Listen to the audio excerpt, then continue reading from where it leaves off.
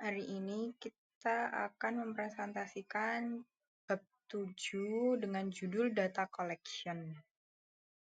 Perkenalkan, kita dari grup 6 dengan anggota yang pertama dari Makarin Lisa dengan NPM akhir 239, kemudian ada Tarisa Nela dengan NPM akhir 247, kemudian Dinda Rizky dengan NPM akhir 262, dan yang terakhir ada Catur Haila dengan NPM akhir 268. Jadi pada slide ini kita membahas konsep data collection circle, yaitu gambaran tentang seluruh tahapan yang dilakukan peneliti ketika mengumpulkan data dalam penelitian kualitatif. Creswell itu menjelaskan bahwa pengumpulan data itu bukan hanya sekedar wawancara atau observasi, tetapi merupakan rangkaian proses yang saling berhubungan satu sama lain. Pertama, peneliti itu perlu menentukan lokasi atau individu yang akan diteliti. Tahap ini penting karena kualitas data itu sangat bergantung pada pemilihan konteks atau partisipan yang relevan. Setelah menentukan lokasi atau individu, peneliti itu harus memperoleh akses dan membangun hubungan baik. Tanpa izin formal maupun informal, proses pengumpulan data akan sulit dilakukan. Selanjutnya, peneliti itu melakukan purposeful sampling, yaitu memilih partisipan yang dianggap paling mampu memberikan informasi terkait fenomena penelitian. Berbeda dari penelitian kuantitatif yang menggunakan random sampling, penelitian kualitatif itu memilih partisipan secara sengaja berdasarkan relevansi mereka terhadap masalah penelitian. Setelah menentukan siapa dan di mana data dikumpulkan, barulah masuk ke tahap pengumpulan data. Bentuk data bisa beragam mulai dari wawancara, observasi, dokumen, hingga materi audiovisual. Peneliti itu biasanya menggunakan lebih dari satu jenis data untuk menghasilkan pemahaman yang lebih kaya. Data yang terkumpul kemudian harus direkam secara sistematis, misalnya melalui protokol wawancara, catatan lapangan, sketsa lokasi, atau rekaman audio. Tahap ini memastikan bahwa informasi yang diperoleh dapat dianalisis secara akurat. Namun, proses ini tidak selalu berjalan mulus. Peneliti itu sering menghadapi failed issue seperti partisipan yang kurang kooperatif, data yang kurang mendalam, atau kendala etis. Oleh karena itu, peneliti itu harus mampu mengantisipasi dan mengatasi masalah-masalah ini. Tahap terakhir dalam lingkaran ini adalah menyimpan data dengan baik, baik dalam bentuk fisik maupun digital. Penyimpanan data itu harus aman, mudah diakses, serta menjaga kerahasiaan partisipan. Secara keseluruhan, the data collection circle menunjukkan bahwa pengumpulan data adalah proses menyeluruh, berulang, dan membutuhkan kesiapan teknis maupun etis oleh peneliti.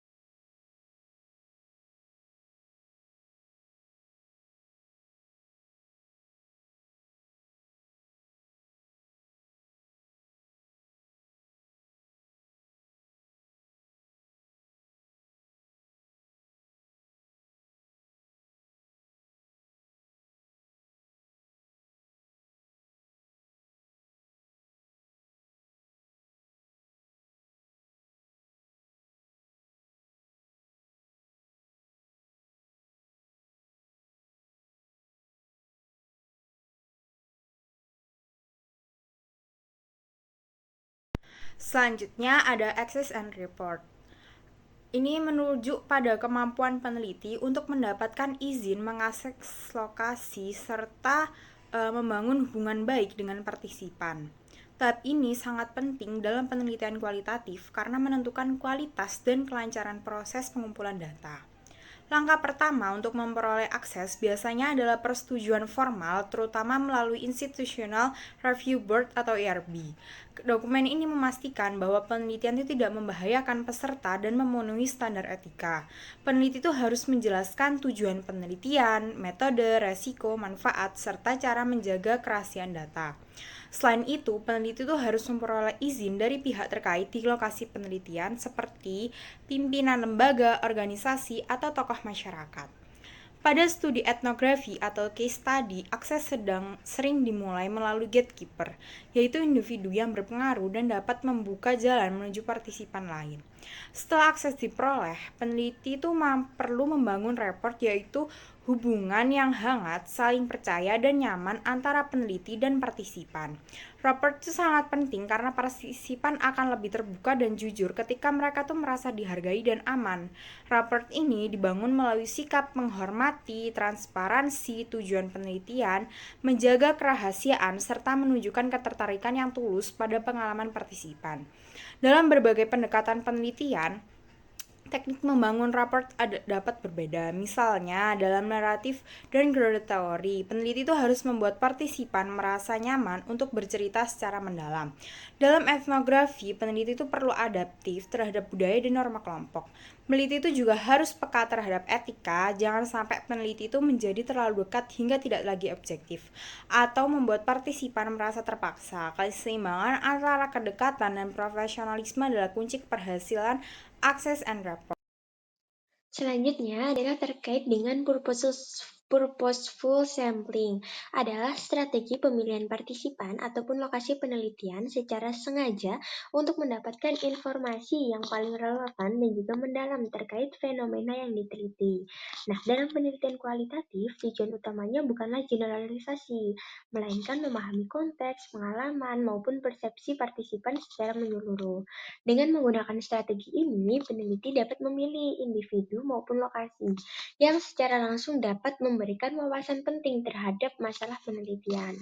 Pemilihan partisipan yang dapat memungkinkan data yang diperoleh lebih kaya dan juga mendalam, sehingga analisis fenomena menjadi lebih akurat dan juga konseptual. Nah, 3 pertimbangan utama dalam purposeful sampling adalah siapa yang dipilih, jenis strategi sampling apa, dan ukuran sampel. Pertama, pemilihan partisipan atau lokasi harus didasarkan pada relevansi pengalaman maupun kemampuan mereka untuk memberikan informasi penting dalam penelitian naratif. Dalam penelitian naratif, peneliti ini cenderung memilih individu dengan cerita hidup yang signifikan, baik marginal, biasa, maupun menonjol, karena pengalaman hidup mereka dapat menjelaskan fenomena yang sedang diteliti. Dalam fenomenologi, semua partisipan harus mengalami fenomena yang sama, sehingga criterion sampling digunakan untuk memastikan relevansi data. Ground theory menggunakan theoretical sampling yang melibatkan memilih partisipan berdasarkan kemampuan mereka berkontribusi terhadap pengembangan teori. Sedangkan dalam etnografi, anggota subkultur atau unit budaya dipilih berdasarkan pernyataan penelitian dengan strategi opportunistic atau criterion sampling agar perilaku dan konteks budaya dapat dipahami. Sedangkan dalam case study, peneliti memilih kasus ekstrim, devian, atau variasi maksimal untuk memperoleh berbagai perspektif dari fenomena yang dianalisis. Kemudian ada yang kedua yaitu jenis strategi sampling yang beragam. Strategi populer termasuk maximum variation untuk menangkap perbedaan perspektif partisipan atau lokasi. Kemudian ada critical case yang memberikan informasi spesifik terkait masalah dan juga convenience case yang dipilih karena kemudahan akses dan juga pengumpulan data. Kemudian yang ketiga adalah ukuran sampel. Ini menjadi pertimbangan penting. Fokus utamanya bukan jumlah partisipan tetapi kualitas dan juga kedalaman data. Nah, dengan memperhatikan ketiga pertimbangan ini, purposeful sampling menjadi strategi yang efektif untuk menghasilkan data yang mendalam, relevan, dan juga konseptual dalam penelitian kualitatif. Nah, dalam penelitian kualitatif, ukuran sampel dan juga strategi pemilihan partisipan ini sangat bergantung pada pendekatan peneliti yang digunakan. Tujuan utamanya adalah memperoleh data yang mendalam dan kaya informasi, bukan sekedar jumlah yang besar. Setiap pendekatan ini memiliki karakteristik dan juga kebutuhan berbeda, sehingga strategi dan ukuran sampel itu harus disesuaikan agar data yang diperoleh memadai dan juga mendukung analisis yang mendalam. Nah, dalam penelitian naratif, biasanya satu atau dua partisipan itu cukup, kecuali tujuan penelitian adalah mengembangkan cerita kolektif dari beberapa individu. Kemudian partisipan ini dipilih karena pengalaman hidup atau cerita mereka memberikan wawasan unik terkait fenomena yang diteliti. Sedangkan dalam fenomenologi itu jumlah partisipan berkisar 3-10 orang meskipun beberapa studi menggunakan hingga 325 peserta. Kemudian jumlah ini memungkinkan peneliti menangkap variasi pengalaman fenomena sekaligus menganalisis pengalaman secara mendalam. Sedangkan kalau ground theory itu biasanya melibatkan 20-30 partisipan agar teori yang dikembangkan mencapai tingkat kejenuhan. Nah, kemudian ada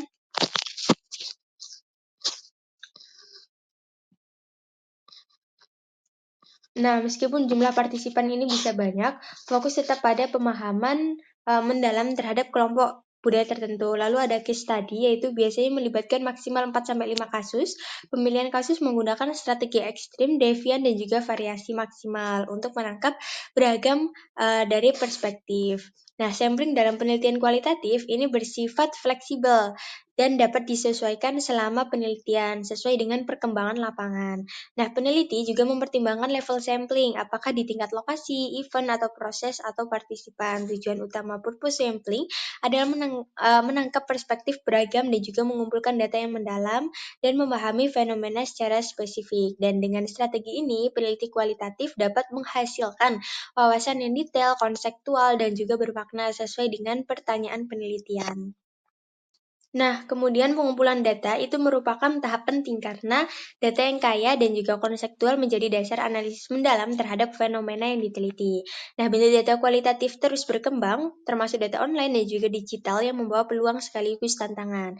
Peneliti perlu memperhatikan etika seperti perlindungan privasi partisipan, kepemilikan data, keaslian, dan juga kepercayaan terhadap informasi yang dikumpulkan.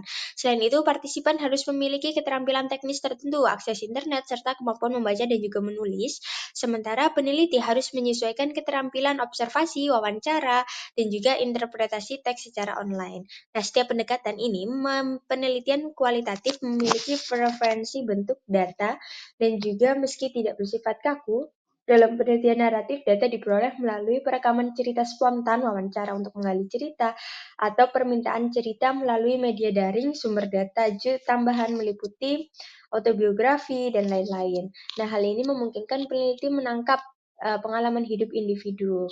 Sedangkan kalau dalam fenomenologi itu pengumpulan data terutama melalui wawancara mendalam dengan sejumlah kecil partisipan yang mengalami fenomena. Misalnya, karya seni sastra atau tarian yang merefleksikan pengalaman manusia. Sedangkan kalau dalam ground teori, itu wawancara menjadi sumber data utama.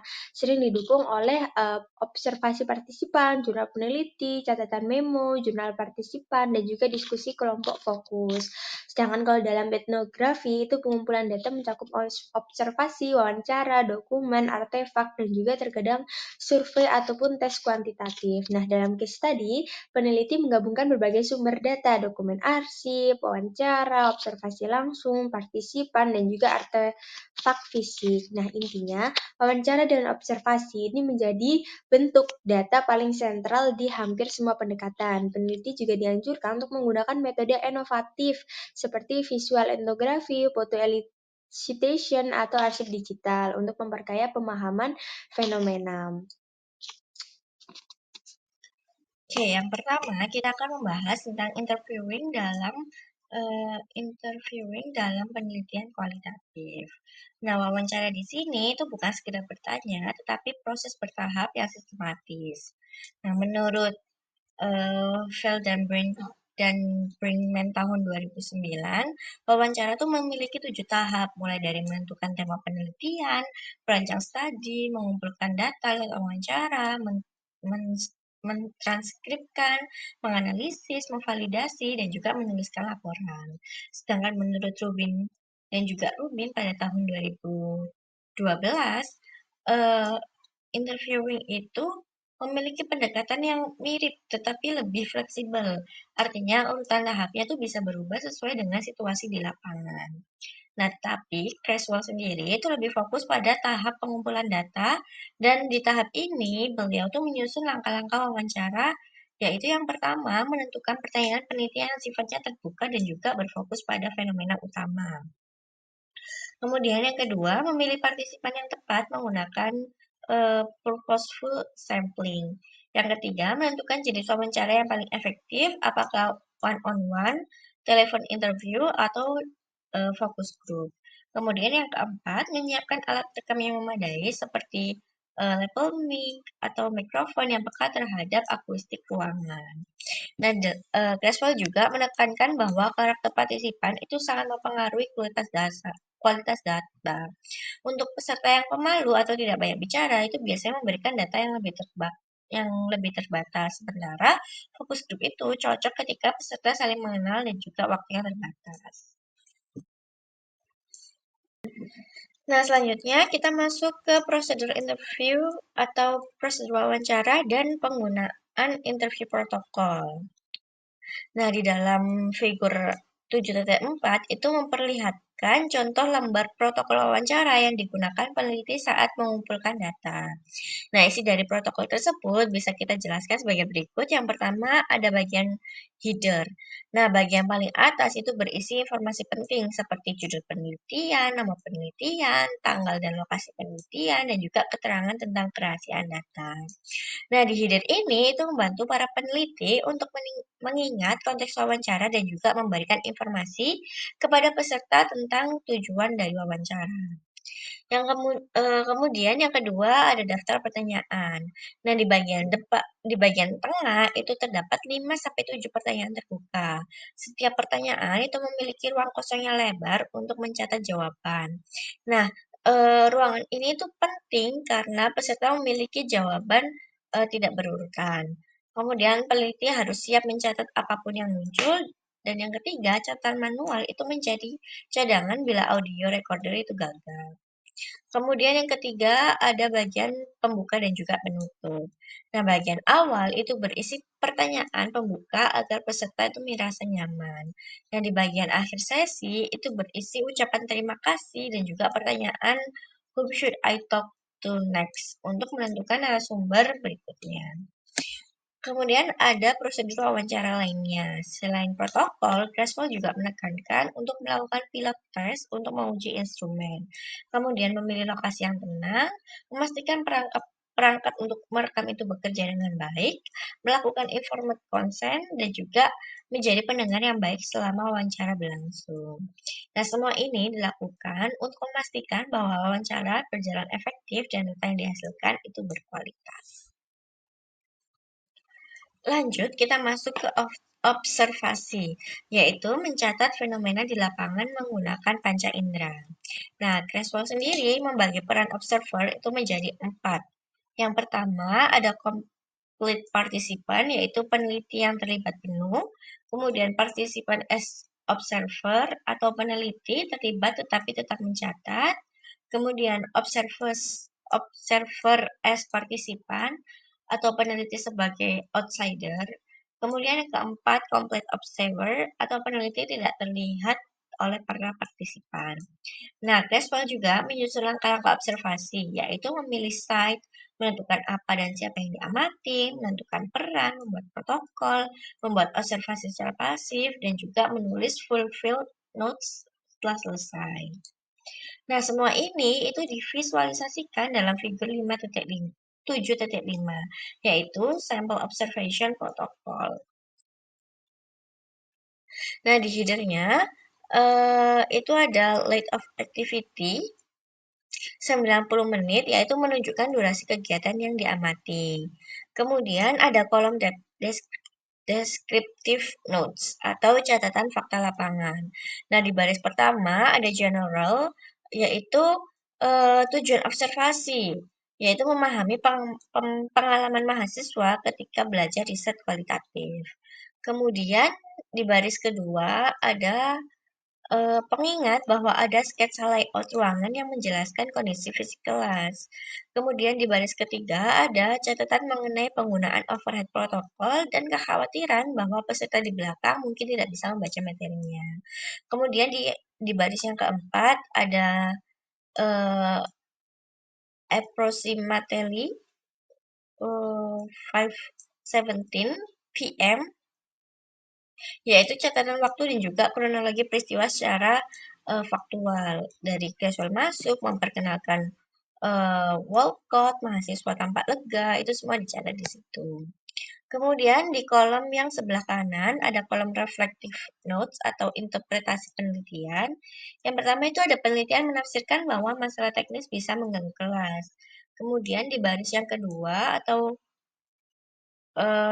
setelahnya yang overhead itu menuliskan reflektif tentang cara Creswell memperkenalkan Walcott dan juga kesan peneliti terhadap interaksi tersebut.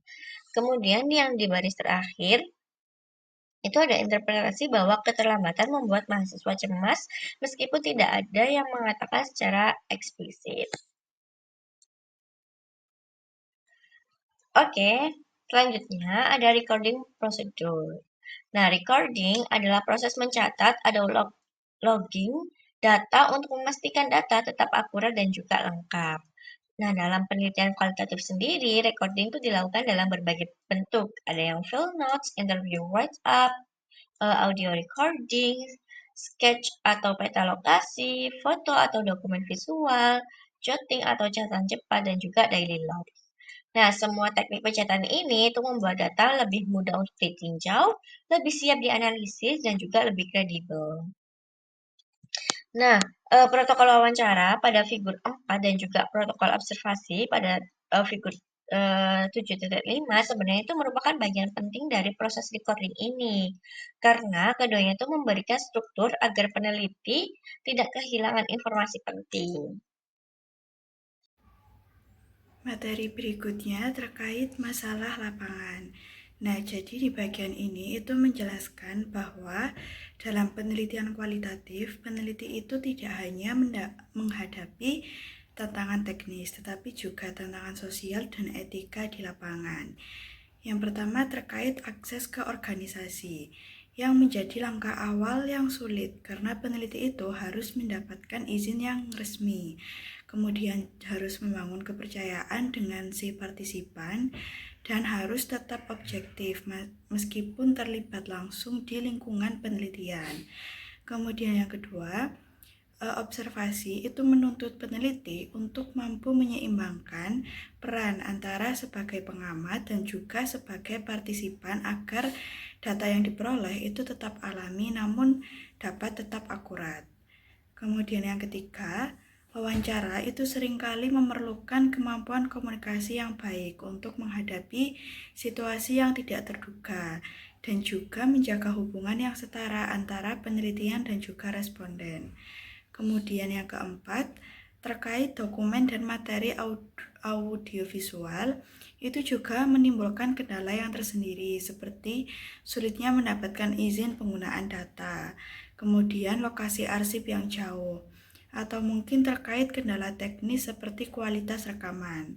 Kemudian yang terakhir itu ada kendala terkait masalah etika yang sangat penting karena ini menyangkut kepercayaan dari si partisipan.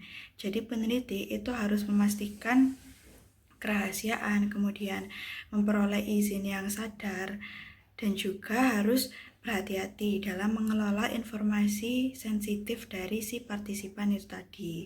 Nah, jadi secara keseluruhan, bagian ini tuh menekankan bahwa keberhasilan penelitian kualitatif itu sebenarnya tidak hanya bergantung pada kemampuan analisis saja, tetapi juga bergantung pada sensitivitas, etika, dan juga profesionalitas peneliti selama berada di lapangan. Kemudian terkait menyimpan data. Jadi di bagian ini itu menekankan bahwa penyimpanan data itu merupakan tahapan yang penting dalam menjaga keutuhan dari hasil penelitian kualitatif. Banyak peneliti itu fokus pada proses pengumpulan dan juga analisis saja, tetapi seringkali lupa bahwa pengelolaan data yang baik itu tentunya menentukan seberapa aman dan mudahnya data tersebut itu bisa digunakan kembali. Nah, di sini ada beberapa cara yang mungkin bisa digunakan.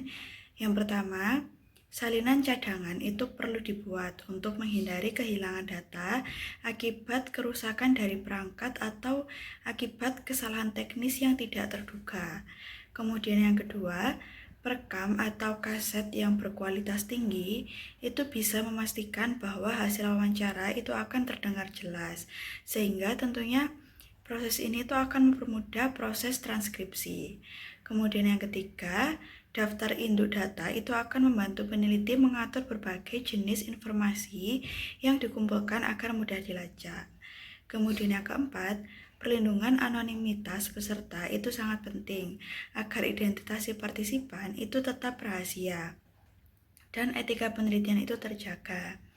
Lalu yang keempat, matriks pengumpulan data itu berfungsi sebagai alat bantu visual untuk mengorganisir data sehingga analisis itu dapat dilakukan secara lebih efisien. Selanjutnya, membandingkan 5 pendekatan. Jadi di bagian ini itu akan menjelaskan bahwa setiap pendekatan kualitatif itu memiliki ciri khas tersendiri dalam cara mengumpulkan dan juga menganalisis data. Namun tentunya itu tetap memiliki dasar yang sama dalam prinsip etika dan prosedur penelitian. Yang pertama, dalam hal jenis data.